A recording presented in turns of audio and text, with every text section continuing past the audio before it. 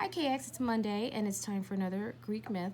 Today I wanted to tell you a story about someone who loves horses, I wonder why, and of the very famous winged horse that we asked you a question about last week, who you thought was swifter or faster, a unicorn or a Pegasus. Well, let's reunite ourselves with our friend Pegasus. You have to go back in time a little bit to when I read you the story of Perseus, and if you recall, when Perseus kills Medusa and takes her head, from her body springs this beautiful creature, Pegasus, right? So this story happens later, and here we go. Bellerophon, a grandson of Sisyphus. By the way, Sisyphus, you've met him too in the underworld. He's in Tartarus because he was particularly naughty.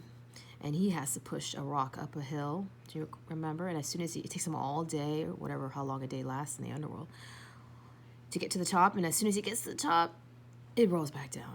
And he does this for eternity. That's his punishment. A grandson of Sisyphus was a great tamer of horses. That means he's able, because horses, believe it or not, they're not born knowing exactly what to do and how to listen to their rider. You actually have to teach them.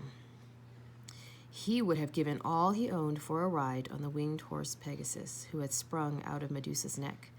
Pegasus had flown to Greece, where the 9 muses had found him and tended him. They were the only ones who could come close enough to touch him, for Pegasus was wild and swift. One night, Bellerophon fell asleep in Athena's temple. He dreamed that the goddess gave him a golden bridle that would make the flying horse tame. A bridle is the piece that goes around the horse's head, and it usually, you don't have to, but it usually has a piece called a bit that goes in their mouth, and it helps you talk to the horse with your hands. And when he awoke, he really held a golden bridle in his hand. Not long thereafter, Pegasus flew over Corinth, saw the clear spring that Sisyphus had won from the river god, and stopped to drink. So Pegasus is stopping to drink. Carefully, Bellerophon tiptoed up to the winged horse and flung the bridle over his head. The horse neighed, looked at Bellerophon, and suddenly he was so tame that Bellerophon could mount him or get on top of him. Never had there been such a horse and such a horseman. They galloped through the air, over land and sea, faster than the wind. On the back of his flying horse, Bellerophon set off to fight the Chimera, a fire-breathing beast that was ravaging the kingdom of Lycia in Asia Minor. The Chimera was more fearful than a nightmare. She was lion in front, serpent in back, and goat in between. She spat fire from all her 3 heads, and her hide, or skin, was so tough that no weapon could pierce it. Swooping down as close as he dared without singeing the coat of his flying horse — you don't want to hurt your horse, right?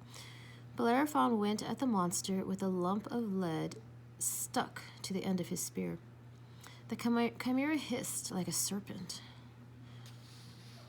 bleated like a goat, and she opened wide her lion's jaws to roar.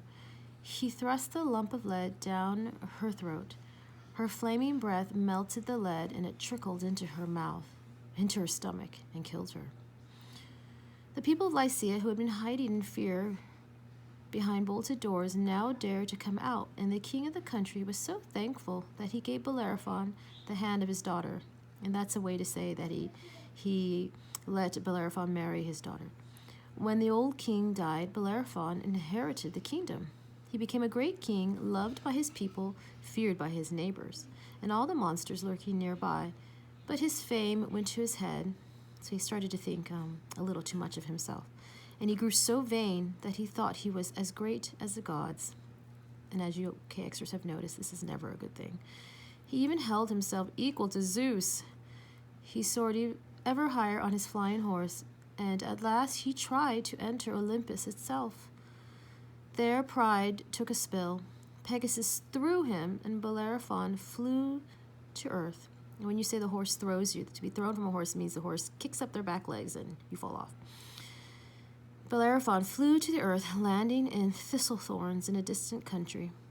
Torn and lame, and here lame means his body was injured. He couldn't move the way he should. You use this description with animals as well. When a horse goes lame, it means they can't often means that something's happened to one of their legs. He wandered about as an unknown beggar until he died. Pegasus entered Olympus alone, and Zeus made the handsome winged horse the carrier of his thunderbolts. So next time Zeus needs his thunderbolts, he just has to call for his horse, right? I hope you enjoy the story, Kegs.